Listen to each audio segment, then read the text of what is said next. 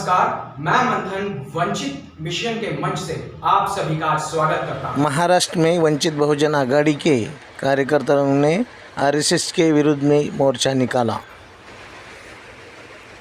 और इस मोर्चा ने एक छावनी का रूप ले लिया है और आरएसएस का कोई भी पदाधिकारी या संस्थापक डर के मारे बाहर नहीं आया है। इसलिए संभाजीनगर की पुलिस प्रशासन ने झंडा और संविधान आरएसएस को दे देंगे ऐसा वादा किया। इसके लिए मोर्चा वहीं स्थगित किया गया। देशाच्या इतिहासामध्ये 3 वेळा तुमच्यावर बंदी का घातली याचा उत्तर आधी या देशातल्या जनतेला द्या आणि मगच राष्ट्रभक्तीच्या बाता करा। या देशामध्ये आरएसएस असेल, भाजप असेल, यांना उघड अंगावर घेण्याचा, यांना जाब विचारण्याचा प्रश्न फक्त या देशातील फुले शाहू आंबेडकर वाद्यांमध्ये आहे। ती ताकद आपल्या सर्वांमध्ये, आपल्या महापुरुषांच्या विचारांची आहे।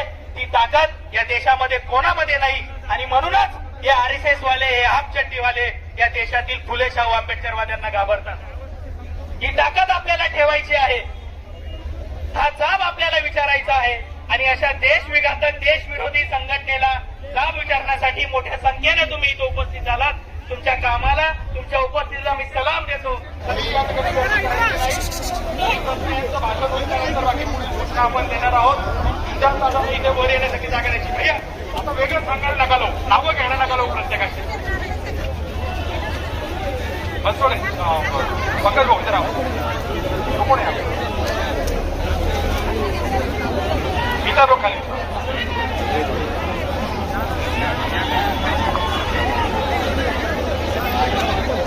सगळ्यांनी खाली बसायचे, सगळ्यांनी खाली बसा।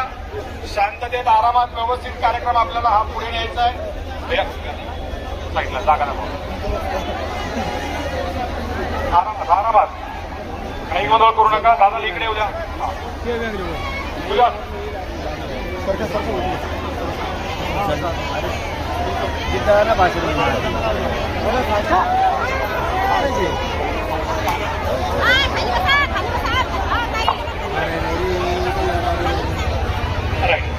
सगळ्यांनी आता इथले शांततेत खाली बसून घ्या।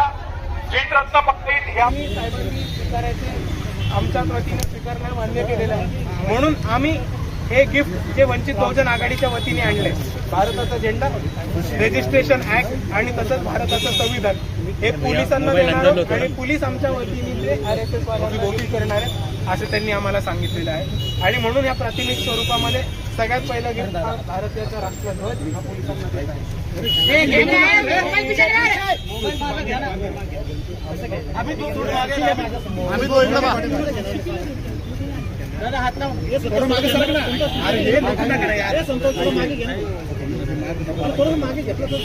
निवेदन देने में आप लोगों के दिमाग में ये क्यों घुसा है कि हम लोग आरएसएस को निवेदन देने आए हैं, मुझे आप तक नहीं समझा। और आरएसएस को निवेदन देके क्या होने वाला है ये भी मुझे नहीं समझा। मैं आपको बार बार बता चुका हूँ और मैं ये दोहरा के थक चुका हूँ। मैं मीडिया वालों से यही विनती करता हूँ कि आप बराबर कवरेज और रिपोर्टेज दें। मैं इतना ही कहना चाहता हूँ कि आरएसएस को हम 3 चीजें देने आए थे। सबसे पहली चीज जो थी वो है भारत का फ्लैग, हमारा तिरंगा। दूसरी चीज जो थी वो है भारत का संविधान, कॉन्स्टिट्यूशन ऑफ इंडिया। और तीसरी चीज जो थी वो महाराष्ट्र गवर्नमेंट का पब्लिक रजिस्ट्रेशन एक्ट। हमने ये 3 चीजें उनको इसलिए दी कि आरएसएस ऐसी संगठन है जो 15 अगस्त नहीं मनाती, राष्ट्रीय ध्वज नहीं लहराते, और इसीलिए हमने उनको राष्ट्रीय ध्वज ये गिफ्ट दिया है।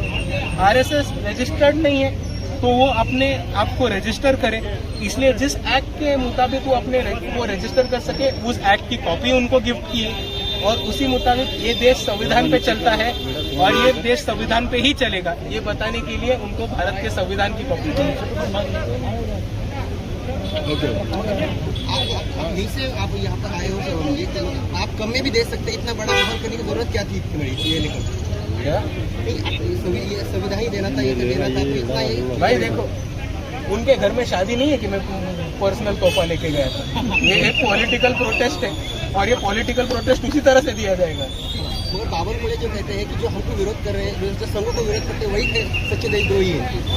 देखिए, मैं वापस दोहराता हूँ, जो ऑर्गेनाइजेशन रजिस्टर्ड नहीं है, जो ऑर्गेनाइजेशन इलीगल चंदा इकट्ठा करती है और उसकी कोई भी अकाउंटेबिलिटी या टैक्स सरकार को नहीं देती है, और जो ऑर्गेनाइजेशन इलीगल वेपन्स रखती है उनका डेफिनेशन आता है दहशतवादी का।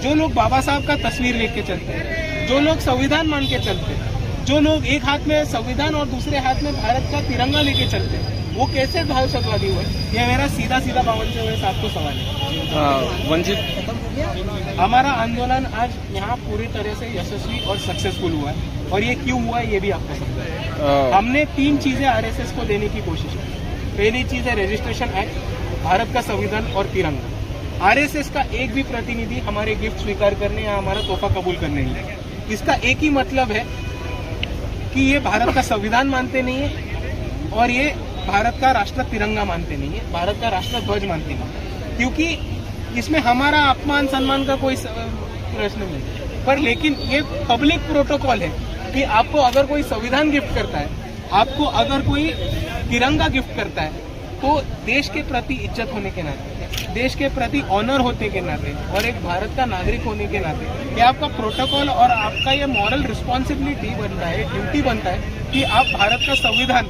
और राष्ट्रध्वज स्वीकार करें। पर जब उन्होंने इन 2 चीजों को स्वीकार करने से इनकार किया है, ये साफ साफ समझ में आता है कि ये इन 2 चीजों के खिलाफ है, और इसीलिए आरएसएस आज सामने ना आके खुद ही एक्सपोज हो गए।